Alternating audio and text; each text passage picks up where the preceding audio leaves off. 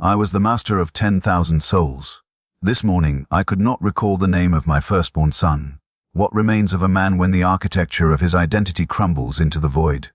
The chronomark reads A47, M41, 18th year of my command aboard the Unending Journey. I record this testimony not for posterity. I have ceased to believe in such conceits, but because the act of documentation is the last ritual that feels real to me. The ship's medical logs show my vital signs remain optimal. My neural scans detect no organic degradation. Yet I am hollowing out from within, and I have begun to understand why. My name is Hereditary Rogue Trader Matthias Vane Korrigan, Lord Captain of the Unending Journey. Bearer of the warrant of trade signed by the hand of the god, Emperor himself in the dawn age of the Imperium. For 312 years, I have commanded this vessel through the hell, currents of the warp. I have brought entire systems into compliance. I have enriched the Imperium beyond measure. I have been, in every quantifiable sense, exceptional. The realization of my dissolution began 17 weeks ago, at the conclusion of what should have been my greatest triumph. We had spent 9 years pursuing the Margrave prospect, a rumored forge world lost during the Age of Strife, rich in archaeotech and untapped resources. The pursuit consumed me utterly. I studied every scrap of data, cross-referenced fragmentary navigator charts from 6 dynasties, triangulated warp, current patterns spanning millennia. I slept 3 hours per cycle. I ate Nutri paste at my station. The obsession was total, pure, magnificent. When we finally translated into the Margrave system, the discovery exceeded even my calculations. 3 intact manufacturum complexes, stockpiles of pre-heresy pattern weaponry, STC fragments that would make the Mechanicus weep with joy. The wealth was incalculable. I had secured my dynasty's prosperity for 10 generations. I stood on the bridge, surrounded by my officers, Navigator Illyria with her third eye weeping tears of joy, Master of Ordnance Kyle roaring his approval, Seneschal Mordran already calculating profit margins. They looked at me with such reverence. I was their god in that moment, the architect of their fortune. I felt nothing, not satisfaction, not triumph, not even relief. I observed my own facial muscles arrange themselves into what data suggested was a smile. I spoke the words my position demanded. Well done. Begin salvage operations. My voice, when analyzed later from the bridge recordings, contained all appropriate inflections of command and satisfaction. But inside the shell of my skull, there was only a vast, echoing absence where emotion should have resided. I retired to my chambers and sat in darkness for 6 hours. I attempted to feel pride. I recalled the years of effort, the sacrifices made, the brilliance of the calculations that led us here. I reviewed the significance logically. This discovery would cement the Korrigan name among the greatest rogue trader dynasties. My children. I had 3 children. Their names surfaced slowly. Erasmus, Cordelia, someone else, would inherit unimaginable power. The facts assembled themselves correctly in my mind. The emotional response remained absent, like a calculation that refuses to resolve. I have commanded this ship for longer than many mortals live. In that time, I have mastered every discipline required of my station. I learned to read the currents of the warp through navigator guidance. I studied xenopsychology to negotiate with alien species. I memorized the rites that keep our machine spirits content. I became fluent in 17 languages, including 3 that exist only in imperial space. But my true mastery was something more profound. I learned to be exactly what each moment required. With the Mechanicus, I spoke of sacred patterns and the Omnissiah's will. With Navy officers, I was the tactical genius.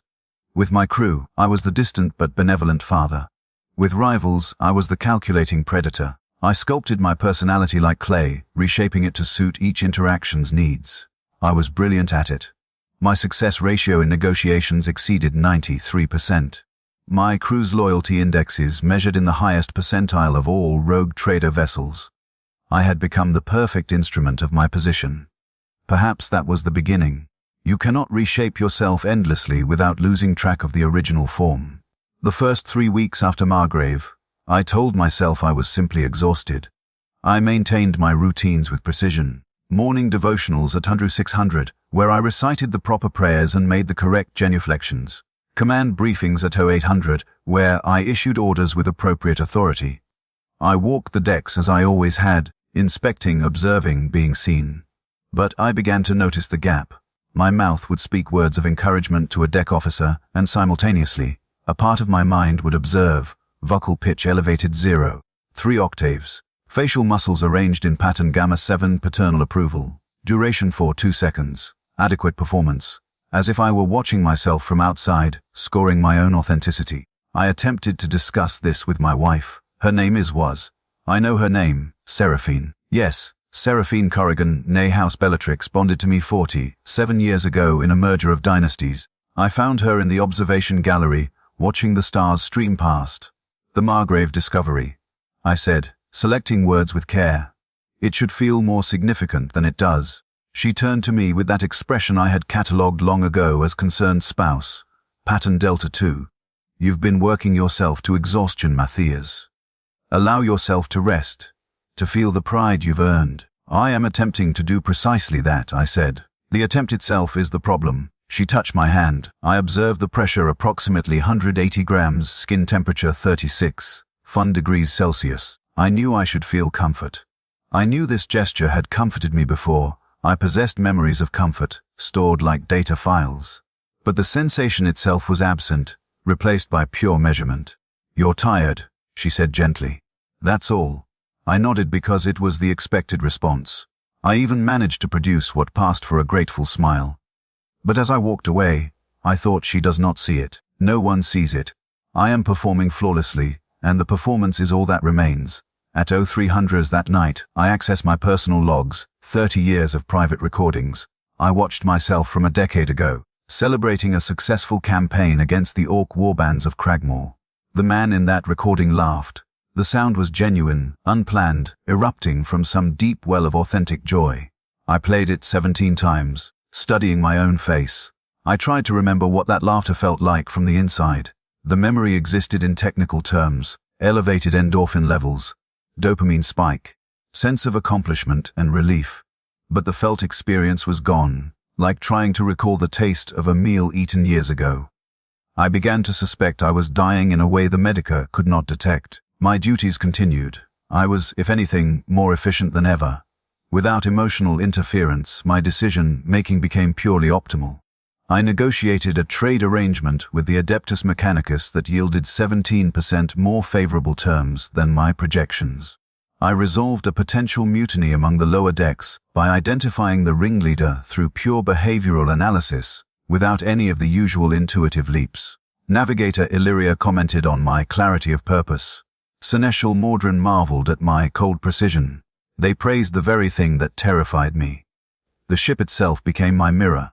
The Unending Journey is old, commissioned in M37, nearly 4,000 years of service. Its hull bears the scars of countless battles. Its machine spirits are temperamental and require constant appeasement. But it functions. It performs its purpose with mechanical perfection, despite the fact that if you stripped away its armor plating and examined its interior, you would find systems so degraded and jury-rigged that, by all logic, it should not operate at all. A hollow shell, functioning perfectly, containing only void. I began to notice others like me. Master, at Arms Veric had served for 63 years. I called him to my chambers under the pretense of discussing security protocols. I watched him carefully as we spoke. You executed 17 condemned prisoners last month, I said. The reports indicate all executions were carried out according to regulation. Yes, Lord Captain. His voice was steady, too steady. Do you feel anything when you pull the trigger? His eyes met mine, and in that moment, I saw recognition. The look of one hollow thing identifying another. I perform my duty, Lord Captain, he said slowly. What I feel is irrelevant, but do you feel it, anything at all? A long silence. Then, I remember feeling revulsion once. Early in my service. A child who'd stolen rations. I had to. I remember my hands shaking. But that was decades ago. Now I pull the trigger with the same sensation as I would activate a light panel. The action occurs. I record it. There is nothing else. And this troubles you? No, Lord Captain. That is what troubles me. We sat in silence, two machines discussing the ghost of humanity that once animated them. I dismissed him and began my research in earnest. The Air's Unending Journey carries archives dating back to its commission. 4,000 years of logs, medical records, personal journals, incident reports. I requisitioned them all. claiming a historical survey of the dynasty. In truth, I was searching for a pattern, searching for proof that what was happening to me had happened before. I started with the medical records. Over 4,000 years, 673 officers had served in command positions aboard this vessel. Of those, 41 had exhibited what the ancient medicae classified as emotional diminishment syndrome, a gradual reduction in effective response, despite no organic brain pathology. The records were clinical, fragmentary, but as I assembled them, a pattern emerged. It began with excellence. Every documented case involved individuals of exceptional capability who had held their positions for extended periods. Navigator Primus Kellen, who served for 89 years and guided the ship through the storm of fangs with unprecedented precision. Chief Engineer Matthias, who maintained the plasma drives for 62 years without a single critical failure. Astropath Secundus Morrigan, who transmitted messages for 73 years with perfect clarity. All of them had recorded, in various ways, the same progression, a period of intense mastery, followed by a creeping sense of detachment, culminating in what one early medica had described as functional dissolution. The patient continues to perform their duties with increasing efficiency while reporting a total absence of subjective experience. The later reports were more disturbing. Of the 41 documented cases, 37 had eventually been found dead by their own hand. Not in moments of despair or passion, but with the same clinical precision they had brought to their work. They left detailed notes explaining their reasoning. The function continues without need of the functionary. I have become redundant to my own purpose. The role no longer requires the role-play of humanity. 4 had simply vanished. No records of their fate, just empty quarters and abandoned posts. I sat in the archive chamber for 9 hours, surrounded by the documented dissolution of my predecessors. The temperature was 18.3 degrees Celsius. The humidity was 42%. My heart rate was 68 beats per minute, all optimal. I felt terror, but only as a concept. I could name it, classify it, describe its symptoms. But the experience itself was theoretical, like reading about pain in a medical text while under anesthesia. That night, I stood before the great viewport in my private chambers. The warp streamed past, impossible colors, fragments of nightmares and ecstasies, the raw stuff of Imperium. I had crossed this hell, ocean hundreds of times. I had watched crew members go mad from glimpsing it unshielded. I knew, intellectually, that I should feel awe or dread. Instead, I found myself analyzing the patterns. The way certain colors preceded turbulence. The frequency of shadow shapes in the current. Pure data, fascinating in its complexity, completely divorced from any emotional context. I thought I am becoming a recording device, a lens through which experience passes, leaving no residue. The question became, was this unique to me, or was it inherent to the role itself? I began interviewing my senior staff under the guise of performance reviews. I designed questions to probe for the same symptoms I was experiencing. Master Engineer Tavik, I said during one such session, you have maintained the plasma coils for 34 years. Describe for me what you feel when the coils achieve perfect resonance. He was silent for a long moment, his mechadendrites twitching with what might have been discomfort. Finally, satisfaction in the purity of the function, Lord Captain. The omniscience will made manifest in optimal performance. But what do you feel? In your chest, your gut, your mind? The distinction you are making is unclear, Lord Captain. The function is the feeling. There is no separation. I pressed further, before your extensive augmentation. When you were more flesh than metal. Did you feel differently then? His eyes, still human, still organic, met mine with something approaching despair. I remember the memory of feeling differently, Lord Captain. But I cannot access the feeling itself. It is like, I have the map, but the territory it describes no longer exists. 18 interviews. 18 variations of the same revelation. We were all hollowing out, each in our own way. The navigator who could no longer feel wonder at the Astronomicon. The astropath who transmitted the screams of dying worlds, and felt only professional interest in their tonal qualities. The ship's confessor who heard confessions with perfect attention, and no trace of compassion. We were becoming our functions. And our functions did not require us to feel. The revelation came in the archives, in a journal so old I had to handle it through stasis fields. It was written by rogue trader Matthias Vane Korrigan, my ancestor 7 generations removed. He had commanded the Unending Journey in M38 during the Plague years. His entry dated 2 years before his disappearance. Reedy. I have come to understand the true nature of our curse. It is not the void that empties us. It is not the warp that drains us. It is the role itself. To command a vessel such as this, across the impossible distances, for the impossible durations, requires something more than human. We must become systems. We must operate beyond the limitations of emotion, beyond the weaknesses of flesh-bound psychology. The ship does not need a human captain. It needs a function that appears human. And so, we oblige, year by year, decision by decision. We hollow ourselves out to make room for the role, until the day comes when we realize the role has consumed us entirely. We are the performance, and nothing more. The question that haunts me is this: was I ever anything else? Or was I always destined to become this hollow instrument, and my humanity was merely the shell that had to be shed to reveal my true purpose? I read those words 17 times. They were my words. They described my exact experience, written 600 years before my birth. This was not a disease. This was not unique to me.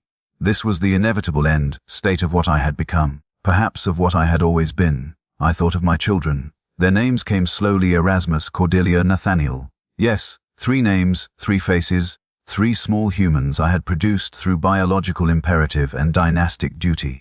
I tried to remember loving them. I possessed memories of appropriate paternal behaviors, reading to young Erasmus from the Primer Imperialis, teaching Cordelia the basics of navigation, blessing Nathaniel before his first combat training. I could recall my actions with perfect clarity, but the feeling behind those actions, gone. Perhaps it had never existed. Perhaps I had simply performed fatherhood as I performed every other role, and the performance had been convincing enough that even I had believed it for a while. The thought should have devastated me. I observed it devastate me from a distance, like watching a storm on a world I would never visit. I made a decision then. If I was going to dissolve into pure function, I would at least document the process with the same precision I brought to everything else. I would chart my own decay as I would chart a course through unknown space. I would be both subject and observer of my own disappearance. I began keeping detailed logs. Every day, I would record. Duration of sleep measured to the minute, caloric intake, precise to the gram. Social interactions catalogued by type, duration, and apparent emotional content.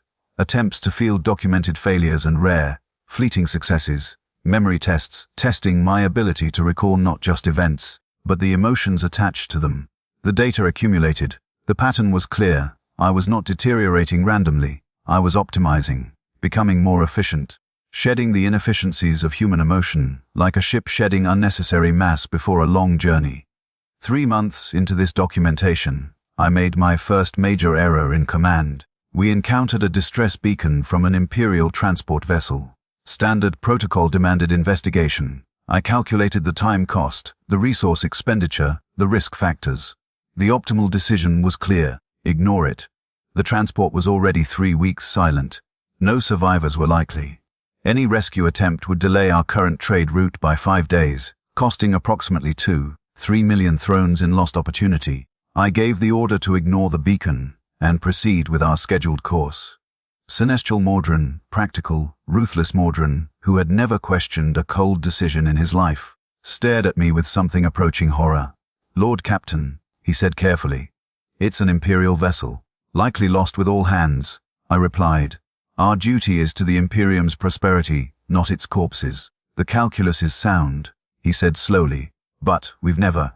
Even you have always made allowances for rescue operations. An inefficiency I am correcting," I said. He left the bridge without another word. I noted his departure, filed it under Personnel Concerns, Seneschal Ref 847-223, M41. It wasn't until 3 hours later that I understood what had happened. I had made the purely optimal decision. I had stripped away the human variable, the irrational impulse to save lives at a cost to efficiency. I had become a perfect instrument of calculation. I had also ceased to be anything resembling human. I stood in my chambers, staring at my reflection in the polished steel. The face that looked back was my own strong features, the scars of old battles. eyes that had seen wonders and horrors across 1,000 worlds. But behind those eyes, I could sense the absence. The vast, hollow space where a person used to reside. I spoke aloud, testing. I am a monster. The words meant nothing. They were sounds, properly arranged, describing a moral category. But the weight that should have accompanied them, the guilt, the self-loathing, the horror, was absent. I tried another formulation. I have become something terrible. Still nothing. Just clinical observation. I am losing myself. A flicker then. A distant recognition, like seeing lightning on a far horizon. Something inside me knew this was true, and knew that it should matter. But knowing something should matter is not the same as it mattering. I decided to run an experiment. In the lower decks of the Unending Journey, there exists what we euphemistically call the reclamation wing. It is where we keep those crew members who have committed offenses too severe to ignore, but not severe enough to warrant execution. They work in the most dangerous sections of the ship, the radiation-soaked plasma channels, the warp-tainted areas that need regular purging, the sections where the hull is so thin that void exposure is a daily risk. The mortality rate is 63% annually. We call it rehabilitation. It is, in function, a slow execution. I descended to those depths alone. The temperature dropped to 2 degrees Celsius. The air tasted of metal and fear. I passed through chamber after chamber of hollow-eyed workers, too exhausted to even register my presence. In the deepest section, I found what I was looking for, a man I had personally condemned 18 months prior. Crew rating Jorik Ham, convicted of stealing medical supplies to treat his dying daughter. She had died anyway. He had served here ever since. He was skeletal now, covered in radiation burns, one arm reduced to a makeshift prosthetic. When I approached, he looked up with eyes that held no hope, no fear, nothing but a dull recognition. "Lord Captain," he whispered. "Do you remember your crime?" I asked. "Yes, Lord Captain." "Do you believe your punishment is just?" A long pause. Then, "No, Lord Captain." I studied him. This broken thing, this shadow of a man. I had done this to him. I had signed the order that condemned him to this slow death. I searched inside myself for the appropriate response. Guilt. Nothing. Regret. Absent. Mercy. I could not locate it. "Your daughter," I said. "What was her name?" He blinked, confused by the question. "Lissa, Lord Captain." "And you loved her?" "More than my own life, Lord Captain." His voice cracked on those words. Real emotion, raw and terrible. I stood there, observing a father's grief, and felt absolutely nothing. Here before me was proof of love so profound, it had driven a man to sacrifice everything. It should have moved me. It should have connected to my own children, should have ignited some spark of recognition or compassion. Instead, I noted, subject displays elevated stress markers. Emotional response consistent with profound loss. Physiological symptoms include tears, increased respiratory rate, trembling. I was a recording device, nothing more. "Return to your work," I said, and walked away. I had my answer. The experiment was complete. Whatever capacity for empathy I had possessed was now completely absent. I was functionally sociopathic, but only because the definition of sociopathy assumes an absence that had once been present. I was beginning to suspect I had never possessed it at all, only a sophisticated simulation, which had finally stopped running. That night, I attempted to feel one more time. I went to the family chapel, a small chamber where generations of Korrigans had prayed. I knelt before the statue of the Emperor. I recited the prayers I had memorized as a child. I tried to reach for faith, for devotion, for anything resembling spiritual connection. The words were hollow. The Emperor's face, carved in stone, was just stone. The prayers were sounds without meaning. I went through every motion perfectly, every genuflection exact, every intonation precise. It was the most perfect and the most fraudulent prayer I had ever performed. I stood and faced the Emperor's statue. "I cannot feel you," I said aloud. "I cannot feel anything, but I will continue to serve, because the service is all that remains." The statue offered no answer. Of course it didn't. Stone cannot speak.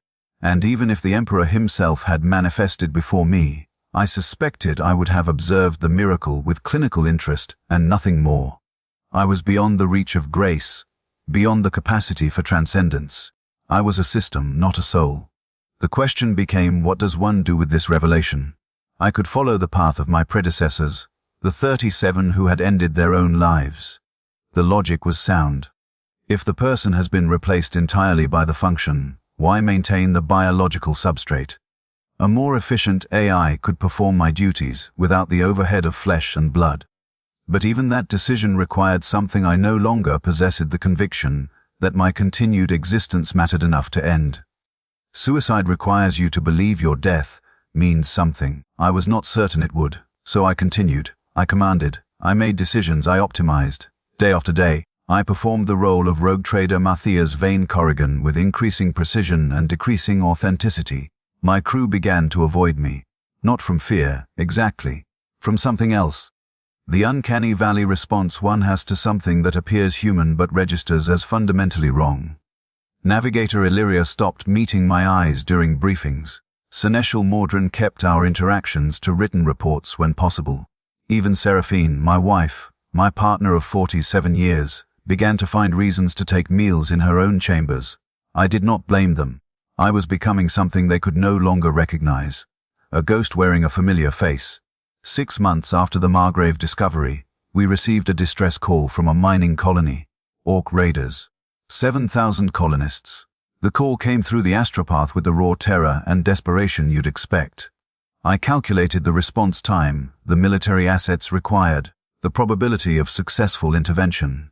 The numbers were marginal. We could possibly save 3,000 colonists. Probably fewer. The cost in munitions and crew lives would be significant. The optimal decision was to report the incident to the nearest naval station and continue with our trading route. I sat in my command throne, the distress call echoing through the bridge. I watched my officers watching me, waiting for my decision. I could see the hope in their eyes, the desperate, human hope that I would choose to save lives over profit. I opened my mouth to give the order to proceed with our schedule, and stopped. Not because I felt compassion. Not because I was moved by their plight, but because I observed myself making the optimal decision, and recognized it as the final threshold. If I gave this order, I would have crossed into something from which there could be no return. I would have become the function completely. Set course for the mining colony. I heard myself say, maximum speed. Prepare for combat operations. The bridge erupted in activity. I saw the relief on my officers' faces. They thought I had chosen mercy. They thought the humanity they remembered in me had reasserted itself. They were wrong. I had made a calculation of a different kind. If I was going to maintain even the fiction of humanity, I needed to occasionally make the human choice. Not because I felt it was right, but because the alternative was to surrender completely to the optimization, and some distant part of me, some fragment that still remembered being a person, refused that final surrender. I saved the colony. 740, 3 died before we could establish orbital superiority and deploy our troops. We lost 30, 2 of my own crew. The grateful colonists named their rebuilt settlement after me. I observed their gratitude with perfect politeness and complete emptiness. But I had proven something to myself. I could still choose. Even if the choice was mechanical, even if the reasoning was pure calculation, I could still deviate from the optimal path. That meant something, though I could no longer articulate what. We are 3 weeks out from the colony now. I sit in my chambers recording this testimony. The chronomark reads 847, M41, 16th month of what I have come to think of as my post-dissolution existence. I know what I am now. I am a rogue trader in function only. The man who bore that title has dissolved into the role so completely that no separation remains. I perform every duty with flawless precision. I am, by any objective measure, more effective than ever, but I am not alive, not in any sense that matters. I think of Malachi Korrigan, my 7 times removed grandfather, who wrote of this same dissolution 6 centuries ago. I wonder if he found his answer. I suspect his disappearance was answer enough. I think of Jorik Ham in the Reclamation Wing, destroyed by his love for his daughter. I envy him, in an abstract way. He possessed something strong enough to destroy him. I possess nothing strong enough to touch me. I think of my children, Erasmus, Cordelia, Nathaniel. I have prepared their inheritances with meticulous care. They will inherit vast wealth and an ancient, honored name. They will not inherit a father, because I am not certain I ever was one. I performed fatherhood. I simulated it successfully enough to fool everyone, including myself for a time. But the simulation has ended. The truth remains. My wife came to me last night. She stood in the doorway of my chambers, and I could see she had been crying. "I've lost you," she said. "Haven't I?" I considered my response carefully. I could offer comfort. I could perform the role of the troubled, but loving husband. I had the data, the patterns, the exact right words. Instead, I told her the truth. "I don't know if you ever had me, Seraphine. I think I was always this. I just became better at hiding it." She left without another word. I noted her departure in my logs. I am writing this as a form of testimony. Not for absolution, I do not believe in it. Not for understanding, there may be none to find. But because the act of documentation is the last ritual that still feels like something I choose rather than something I perform. When I finish this recording, I will return to my duties. I will command. I will trade. I will expand the Imperium's reach and the Korrigan dynasty's wealth. I will be excellent at it. I will perform my role flawlessly until age or violence ends the performance. But I will know what I am, an empty vessel, sailing through the void, carrying cargo that includes my own absent self. The Unending Journey is well named. It travels endlessly through the galaxy, and I travel endlessly through the motions of being human. Neither of us will ever arrive at a destination. We will simply continue until we cease. I was the master of 10,000 souls. I have forgotten what it feels like to possess one. Perhaps that is the price of mastery, to perfect the role, until the role is all that remains. And the one who played it has vanished entirely into the performance. The void between stars is absolute and infinite. The void inside me has become the same, and perhaps, in that terrible symmetry, there is a form of truth. I am rogue Trader Matthias Vane Korrigan. I serve the God Emperor with perfect efficiency. I command with flawless precision. I am a function that has forgotten it was ever anything else. And I will continue, because continuation is what I am now programmed to do. Not by any external force, but by the inexorable logic of my own optimization. I have become the most efficient version of myself by discarding everything that made me myself. The machine spirits of this ship, they say, are the ghosts of those who served it so long they merged with its systems. I understand them now. I have become the ghost of a rogue trader, haunting the role I once inhabited, performing it perfectly from beyond the grave of my own personhood. The chronomark advances. The ship sails on. I continue. What is a man who can no longer feel? He is a lesson, a warning, a perfectly functioning system that has forgotten why it was designed. He is me. He is this ship. He is every soul who serves so long in the void that the void becomes all there is. We sail on through the darkness, optimal and empty forever. This is the testimony of a hollow thing that still speaks. Let it serve as evidence of what lies at the end of perfection. Let it warn those who pursue excellence without limit. You do not master the role. You dissolve into it. And when the dissolution is complete, what remains is not victory, but a ghost operating machinery made of its own forgotten flesh. I am that ghost. I will continue to be that ghost.